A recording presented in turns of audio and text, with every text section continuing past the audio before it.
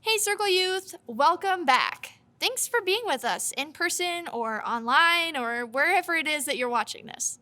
Now, we've been talking about the person of Jesus in our series this month called Who is Jesus? And we've loved hearing about the conversations that you guys have been having in your small groups. Now, we've talked about who Jesus is to you, who Jesus is to them, that is, the first century people living in the Middle East, and today we're talking about who is Jesus really? Yeah, what we know inside and outside of the New Testament was that Jesus was a Jewish man, born in Israel in the first century. And you might be thinking, okay, he lived and he was probably a nice guy and was a great religious teacher, but no more than that. But I want to ask you to consider your thinking with that.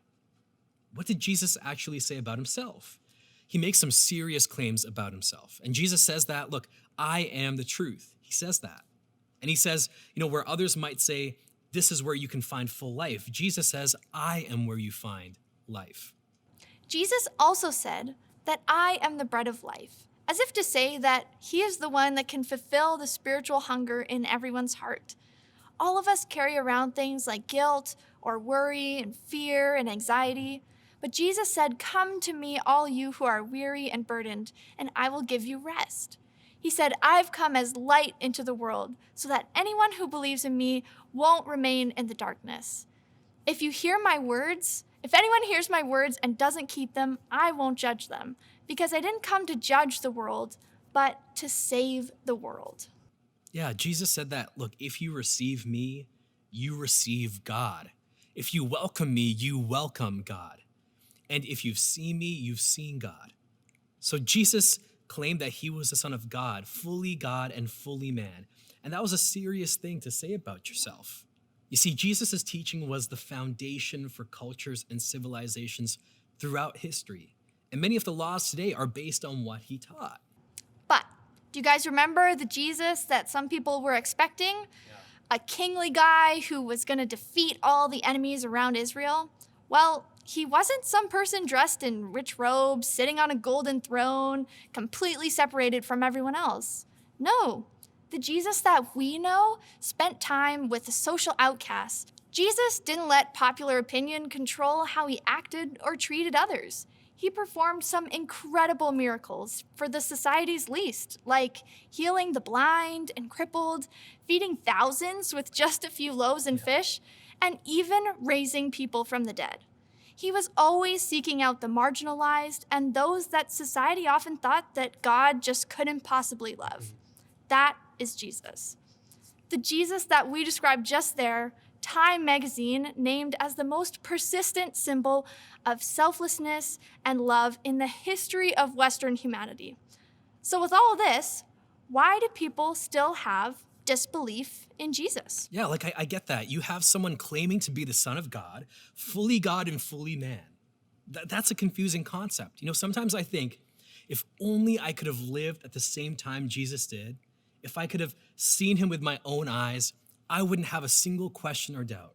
Everything would make sense to me.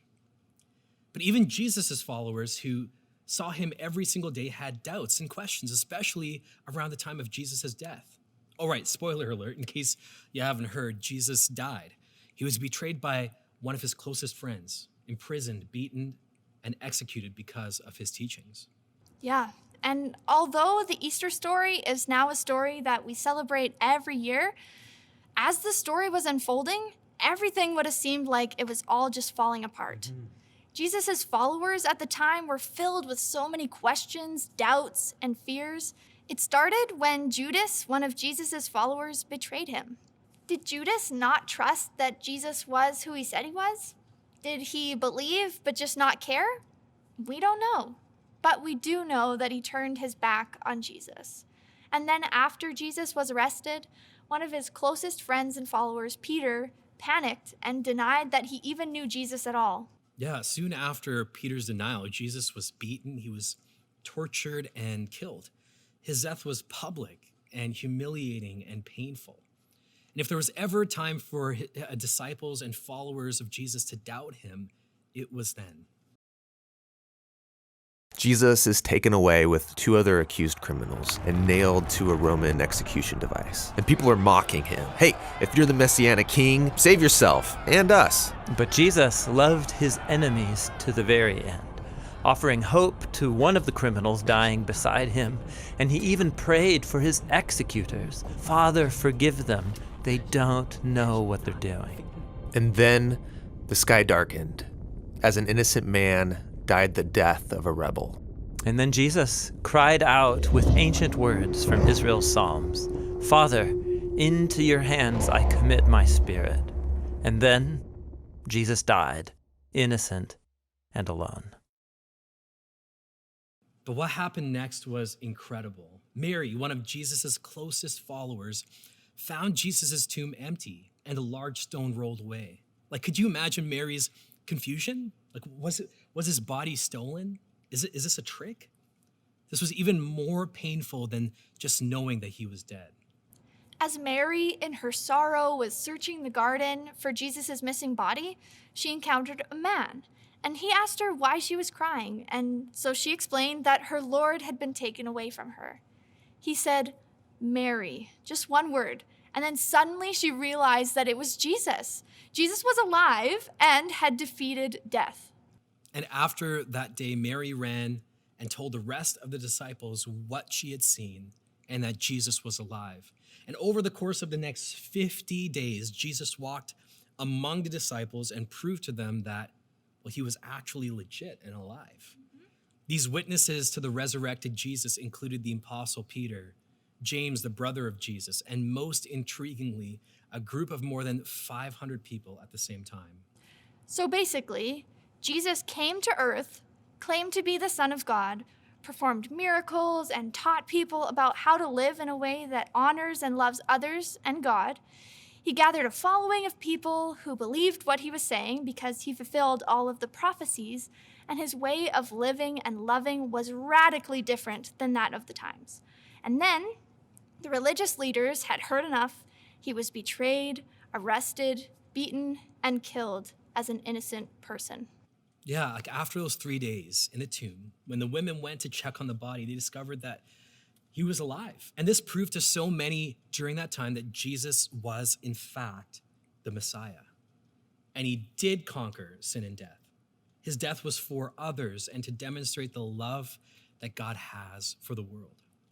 Whoa, that is a lot to think about and unpack. And I'll just tell you that all of what John and I have been talking about is in the Bible. You can go and read that story for yourself. But remember what John and I keep saying every week. We're not trying to convince you about Jesus, but we just want you to consider it. Remember, this isn't about us. We're not here to fix you or to get you to believe what we believe. You are not a problem that needs fixing. You belong here, and you are loved, even if we don't see eye to eye. But what we want to have happen is to provide you with a space that is safe so that you can wrestle with questions about life and faith. So with all of that in mind, here are the questions that we want you to talk about in your groups. Why did Jesus die? Why did Jesus die? Why did he have to die? And second, where does your belief or unbelief come when it comes to Jesus' claim of being the Son of God? Consider those two questions, and then join us next week as we explore some more thought-provoking questions like, if this is all really true, what's next? What are the implications of this? I'm looking forward to those conversations. So enjoy your small group time and have a great week, Circle Youth.